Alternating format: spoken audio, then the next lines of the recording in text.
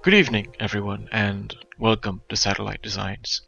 My name is Alex, and tonight I would like to take you all on an adventure where we paint up a creature from the Upper Cretaceous period, a Titanosaurus, but not just any Titanosaurus, one that glows under UV light. This beautiful interpretation of Titanosaurus was brought to us by Prehistoric Stampede, link in the description below. And tonight we're going to be painting this thing up with washes and, most importantly, fluorescent paint. Fluorescent paints are an amazing way to add some extra saturation to any piece, but tonight we're going to be using them for their primary function, which is to make something glow under UV light, while also making sure that it looks good under regular light. Starting off with some Sigvold Burgundy, our secret weapon for this evening is going to be an ultra matte medium. Acrylic mediums can be mixed into any of your paints to reduce their transparency, make them flow better, and in the instance of matte medium, reduce its glossiness. I usually like my miniatures to be more on the matte side, and since Citadel contrast paints tend to lean more glossy, we are going to mix in a pretty heavy amount here to flatten everything down. We'll start this process off by applying this thinned down Sigvold Burgundy to the underside of the creature. We don't want this to go on too thick, mostly just to stain the color a little bit, so we're going to apply a very thinned down coat and make sure that we spread it evenly across the entire miniature so that nothing pools too deep into the recesses. Most creatures in the animal kingdom tend to have a paler, less colorful underbelly, and this Titan will be no exception. Contrast paints, especially when diluted down with medium, tend to dry rather slowly, and so if you notice that the layer that you're applying is too thick, too potent, or overall too intense, what you can do is actually dip your paintbrush into the water, pull out a water-sopping brush, and use it almost like an eraser to smooth transitions and blend things in a bit better. As we move higher up on this creature, away from the stomach and more towards the back, we want to make sure we are including an extremely thinned down, more so than usual, version of this Sigvold Burgundy.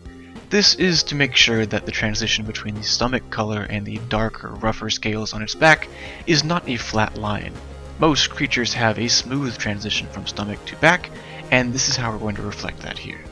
One quick and simple trick that can add a lot of visual interest to creatures like this is to do something a little bit different with the tail. A lot of times on natural creatures, you'll notice that the tail has stripes, different colors, different patterns, or in this instance, we're going to make it one flat, solid color, which will contrast quite nicely with the mottled, speckled, and more noisy approach to the rest of the creature. Always remember when painting natural animals that variation is king. Mother Nature didn't work in straight lines, Mother Nature didn't work in geometric shapes, and so neither should we. Up next, a dark, warm brown, in this instance Cygor brown, to represent the shoulders, back, and areas of the creature more exposed to the sun and the elements. This first layer of Cygor brown needs to be the lightest and most pale layer to represent the transition between the softer, smoother underbelly and the rougher scales on the back and shoulders. So, a heavy coating of matte medium and tap water to thin this thing out, and we begin to coat the top of the creature with our new mixture. This step is nearly identical to the previous one, a thin, very smooth layer of Cygor brown across the entire back of the creature, making sure to focus on any areas that would be exposed to the hot prehistoric sun. Backs, shoulders, back of necks, anything facing up is going to get a thin layer of this paint. Once these two layers are nearly dry, but not fully dry, it's time to go ahead and start blocking in the actual color pattern of this creature itself. Thick, chunky brushstrokes, regular patterns, and generally whatever you want is the best approach here. Remember, there is no wrong answer. These creatures don't exist in our world anymore, and so feel free to kind of create whatever pattern looks interesting to you. In this instance, I want something rough, textured, almost like the spots of a cheetah, but not actually spots, more just a rougher, more leathery look to the back of this creature, and so I'm using many small, thick brushstrokes, mixed in with dots, speckles, and just strange hand movements, moving my hand across the brush. This part is arguably the most fun for me, as it truly is an expression in doing whatever you want. Moving your brush around, kind of doing what looks best to you, and generally enjoying yourself with this process. And again, when creating skin patterns for creatures that don't currently live on our planet, feel free to go absolutely crazy. Stripes, spots, splotches, anything that sounds interesting to you is fair game for creatures that we will never truly lay eyes on. So enjoy the process, go absolutely wild, and make something that looks interesting to you. When creating skin patterns, it's important to not completely cover up the work we did in the previous 2 steps. Leaving them exposed will add a lot of visual interest to the creature when it is all said and done, so cover a lot of it, or as little of it if you prefer, and make sure that you can still see what we already worked on. At this point I noticed that the underbelly was a bit too purple, a bit too pink for my liking, and while I wanted it to have undertones of purple and pink, I ultimately wanted it to be a pale, more cream color. And so, out comes the dry brush. An almost eggshell white is dry brushed across most of the underside, covering up a lot of that pink that we applied, reintroducing the brightness that I was looking for, and generally cleaning things up a bit. I know what you're thinking. Dry brush, it's a noob technique. Why are you using it? And to that I say, well, who cares? The end result of paintings like this is ultimately all that matters. How you get to it does not matter. If a dry brush will get you the same result that hours upon hours of layering will do, why not use it? A trap that's quite easy to fall into when dry brushing is only applying one uniform coat of paint across the entire miniature. A wise man once told me that the best way to paint is to use 2 thin coats across your entire miniature, but a lot of times we forget this when dry brushing and rather go for one flat uniform coat across the whole thing. This is where dry brushing gets its unfortunate reputation as a noob technique. But I assure you, if you treat it a bit more like layering, where you go in repeatedly with slightly brighter and brighter sections over and over, you will get a result that is almost indistinguishable from layering, and nobody will call you a noob. In this instance, I will hit most of the creature with this initial eggshell white, and then go back in with a secondary layer of a eggshell white mixed with pure titanium white, and a slight bit of yellow. After that is done, another mixture of the exact same blend with a bit more titanium white is added for a final coat to add the little bit of extra pop to areas that need it most, mostly the head and chest. Once the underbelly was brightened up a bit, I noticed that the top section was a bit too mottled and a bit too messy for my liking.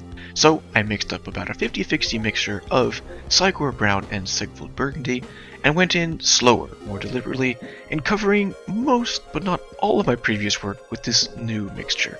Still leaving a lot of the previous, much messier step exposed, will create a lot of visual interest between the smoother areas on the back that I'm creating here, and the messy, rough area that we created previously. I find that the secret to a convincing skin pattern is ultimately layers. The more times you can go over and over your work with smaller dots, smaller scratches, and smaller brushstrokes, the more realistic it'll look in the long term. And while this particular step might be a bit more conservative and a bit more precise, it is still important to make sure that this is quite rough and irregular. Miniatures with buttery smooth blends, worked on for perfection, can be quite beautiful, but it's ultimately not what we're going for here. Once this layer is nearly dry, we're going to go in with one final coat of a pure Sigvald Burgundy, mixed with matte medium of course, just to get a little bit more color variation on the upper shoulder and smooth things out in this region. Once it's dry, this section will be extremely subtle, almost impossible to see on a camera, but in real life that little bit of extra red tinting to that upper region will add a lot of extra life to it. One final thing for the skin pattern. When creating patterns for creatures like this, it's important to have 3 different things: big things, medium-sized things, and small things. And so here in this final step, we're going in much slower, much more precise and more deliberate, and adding a bunch of small dots, spots, speckles, stripes, and very small micro details just to show the size of a massive creature like this. Now at this point, we could call the skin patterning done. We have a lovely mottled brown with a little bit of red and burgundy on the top, and if I were to hit this with some matte medium to clean up all the glossiness, it would look quite great. But I want something a little extra. I want that little extra something to make this stand out and be special. And so we're going to add a series of stripes down the back that will glow in UV light. When freehanding stuff like this, I like to map things out very slowly. So as you notice, I started with 2 dots, one at the start and one at the end, and then most importantly, finding a way that you can position your hand in a comfortable way to hold the brush and get a nice even stroke is paramount. Watch here as I struggle to get my hand in a comfortable position until finally finding something that is nice and easy for me to slowly and steadily move this stripe down the body. We begin to work quite slowly, drawing this out, inch by inch, centimeter by centimeter, from one dot to the other. Fortunately, this is not a machine, this is not a robot, this is not something made by man's hand, and so it is able to be a little bit rougher, a little bit less smooth and precise, and that's exactly what I'm doing.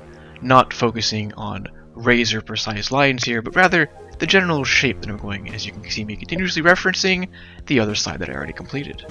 Since I know that the end goal here is going to be to use fluorescent paints to make these stripes glow, I'm going to be using a very bright, almost eggshell white as an undercoat. Fluorescent paints are, unfortunately, usually quite impotent, not very opaque, not very strong, so having a bright undercoat is the best way to make them actually show up on your miniature. So, again, the eggshell white goes on as a base coat for the eventual fluorescent blue. Once we've applied the eggshell white to all of the areas that we want to glow, we're going to go in with one final coat of a pure titanium white on the areas that we want to really stand out and be extra bright. This is, once again, to make sure that the fluorescent paints have something that they can truly shine off of. Fluorescent paints really need a bright color underneath them in order to properly work, and so what color is brighter than a pure titanium white? While painting in the whites of the stripes, I also thought it would be interesting to make the fins on both the back of the tail, top of the head, and bottom of the neck the same glowing blue. I'll admit this part might have been inspired a little bit by the new Jurassic World trailer.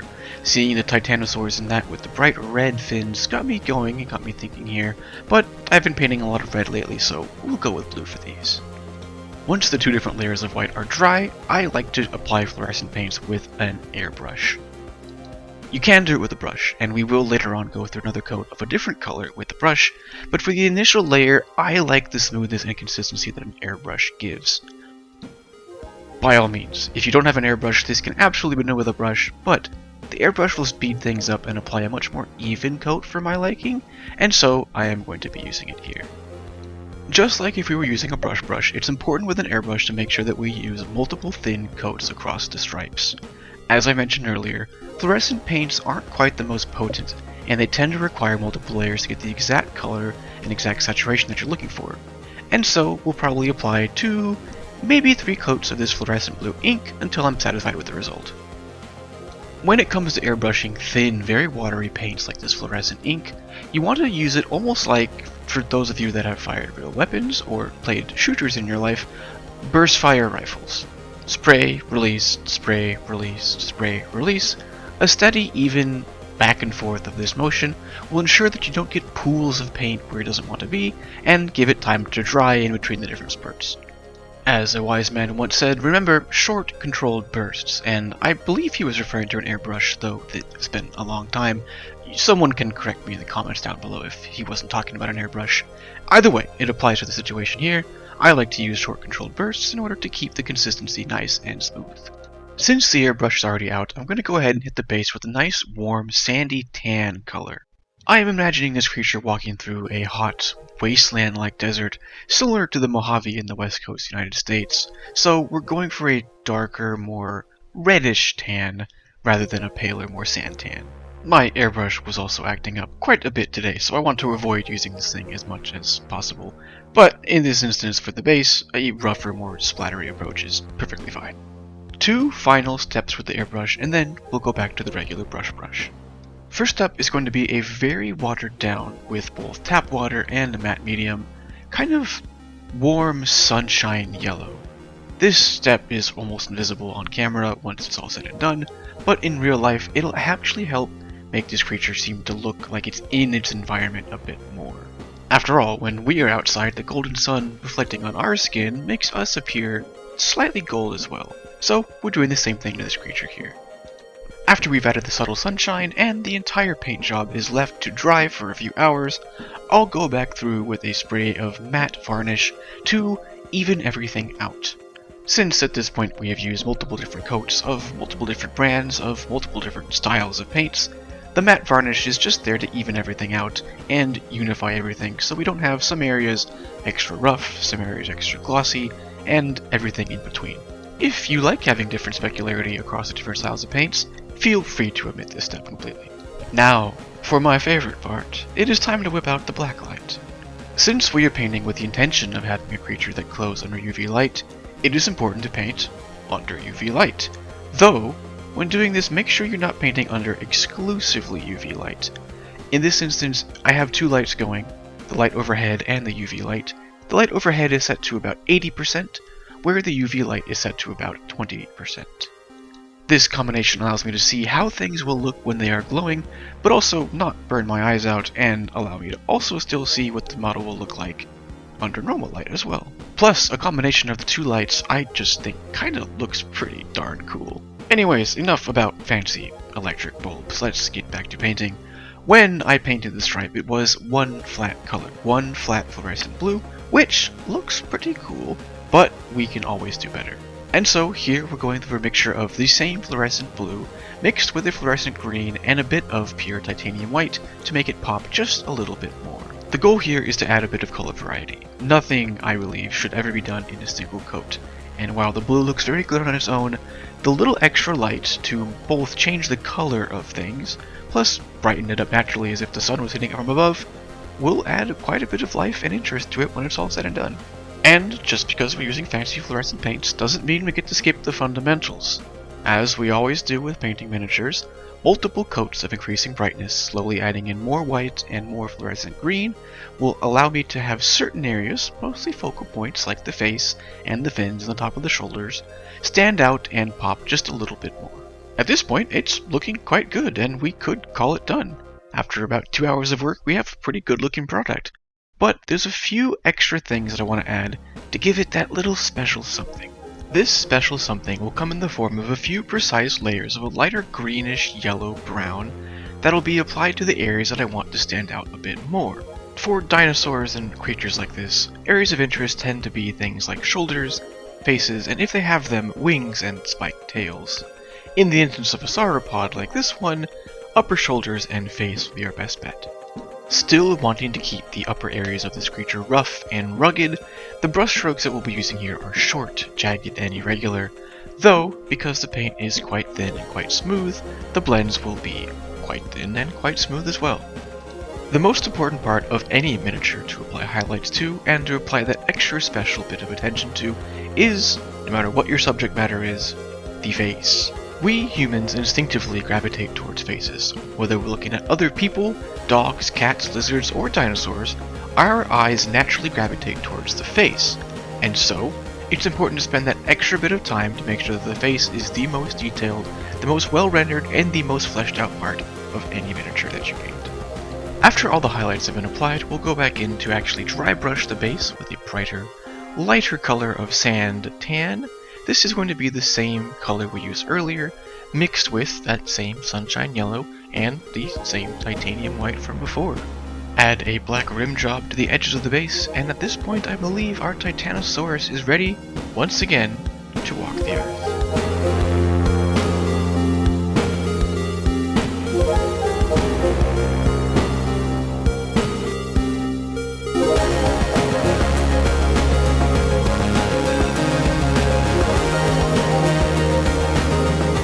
Thank you, everyone, for joining me on this lovely evening. Hope you learned something and hope you had a bit of fun on the way there. If you like this sort of thing, drop a like, drop a subscribe, and tell me down below in the comments what you like or what you want to see me paint next. If you absolutely hated it, feel free to let me know down below how much you hate my guts. The algorithm will do the rest for us. Once again, my name is Alex, this has been Satellite Designs. You all have a fantastic evening. Good night, and good luck.